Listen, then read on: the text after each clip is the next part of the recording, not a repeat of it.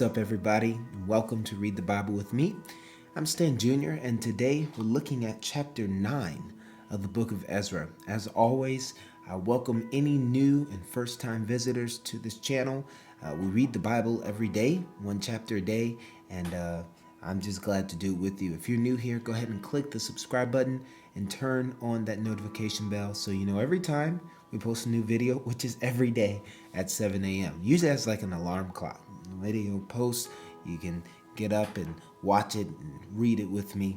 And if you are a Bible Club member, thank you so much for supporting the ministry. Without your $10 a month donation, we couldn't do the type of videos that we do, and as often as frequent as we do them, and we couldn't buy Bibles and literally give them to persecuted Christians around the world, as well as people that are missionaries that carry the gospel of Christ with them everywhere. We couldn't do it without you. So I'm grateful that you help us support missionaries and persecuted Christians. Let's look at chapter 9 of the book of Ezra. It says, after these things, all the things that, what things? Well, all the things that were going on in the genealogy of who came with him to return with Ezra, and Cyrus helping them build the temple of God, and them worshiping in the temple of God, God protecting them while they're on their way to the temple of God. After all of these things have been done, the officials approached me and said, the people of Israel and the priests and the Levites have not separated themselves from the peoples of the lands with their abominations. Here's a point where they're coming up to him saying, now, our people and people that come from lands that serve other gods and do other things that are unsound to us and alien to us, we haven't separated ourselves from them. They came to Ezra about this. And so from the Canaanites and the Hittites and the Perizzites, the Jebusites, the Ammonites, the Moabites, the Egyptians, the Amorites, for they have taken some of their daughters to be wives for themselves and for their sons, so that the holy race has mixed itself with the peoples of the lands. Now, we get into a little scrimmage here, get into a little issue here. The holy race here, that word race, and it's a Hebrew offspring. So he's saying people from Hebrew offspring are now intermarrying with other people. How can this be? Now, this is not a breaking of any law. Moses himself had an interrelational marriage. He had interracial marriage.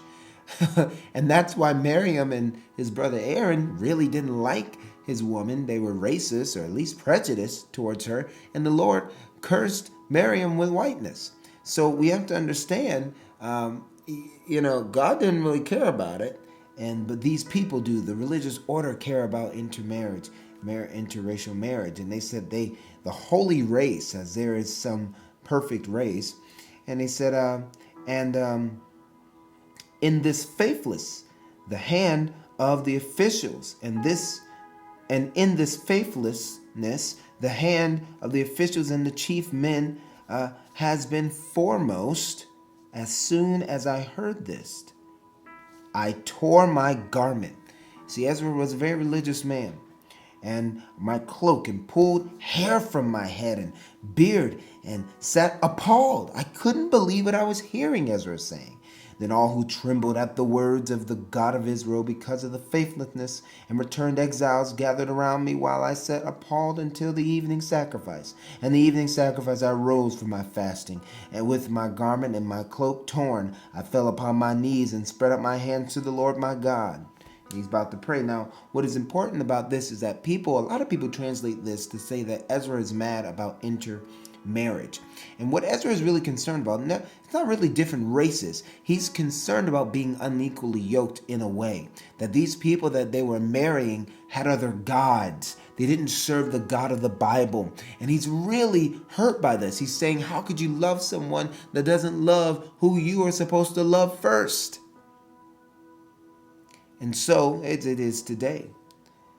Oh my God, he prays, I am ashamed and blush to lift my face to you, my God, for our iniquities hidden sins under the skins like a bruise, iniquities, have risen higher than our heads, and our guilt has mounted up to the heavens. From the days of our fathers to this day, we have been in great guilt. And for our iniquities, we, our kings, and our priests have been given into the hand of the kings of the lands, to the sword, to captivity, to plundering, and to utter shame, as it is today. But now, for a brief moment, favor has been shown by the Lord our God to leave us a remnant and to give us a secure hold within his holy place, that our God may brighten our eyes and grant us a little reviving in our slavery. For we are slaves, yet our God has not forsaken us in our slavery, but has extended to us his steadfast love before the king of Persia, to grant us some reviving, to set up the house of our God, to repair its ruins, and to give us protection in Judea and Jerusalem. And now, O our God, what shall we say after this? For we have forsaken your commandments, which you commanded by your servants, the prophets, saying, the land that you are entering to take possession of it is a land impure with the impurities of the peoples of the lands, with their abominations that have filled it from end to end with their uncleanliness. He said, how can we be invited into God's presence? How could we be here if we've forsaken the cleanliness that we vowed to have? He's not talking about just mixing of races. He's talking about the intermarriage of people who do not serve the same God. He says, therefore, do not give your daughter to their sons, neither take their daughters for your sons, and never seek their peace or prosperity. Don't look at the world's peace. Don't look at the world's prosperity. That you may be strong and eat the good of the land and leave it for an inheritance to your children forever. And after all that has come upon us for our evil deeds and for our great guilt, seeing that you, our God, have punished us less than our iniquities deserved, and have given us such a remnant as this, shall we break our commandments again and intermarry with the peoples who practice these abominations? It had nothing to do with race. It was more to do with people that practice abominations. Would you not be angry with us until you consumed us, so that there should be no remnant, nor any to escape? O Lord our God, the God of Israel, you are just, for we are left a remnant that has escaped, as it is today. Behold, we are before you in our guilt, for no one can stand before you because of this. And so Ezra is saying, how can we drop the ball when God has given us such favor and he hasn't allowed the guilt that we've committed against him, the sins that we committed against him, to totally destroy us? But there's a remnant left. He said, now we're the few that are left. Don't ruin this.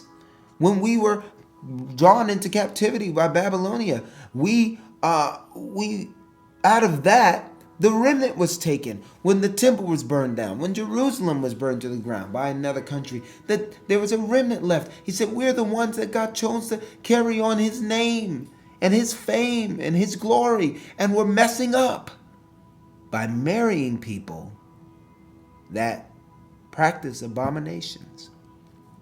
And so that was chapter 10. A lot of people really go in on Ezra, saying that he was he was so religious and he went off on their intermarrying as if he was just racist. And he's not racist. He's saying, I don't want you intermarrying because these people practice abomination, sin. They practice sin. So that was chapter 9 of the book of Ezra. And I'm so very, very happy that you've joined me. Thank you for keeping me company. I would do this alone, and I do it alone. And the Lord told me to read it with people, to help more people read their Bible every day. So I'm doing that, and I'm grateful that you joined me today. Thank you so much. I love you. Next time I read with you, we'll be looking at chapter 10. If you want to become a Bible Club member, join the club, click the link in the description, or just ask for help in the comment section below. Love y'all. God bless you. Peace.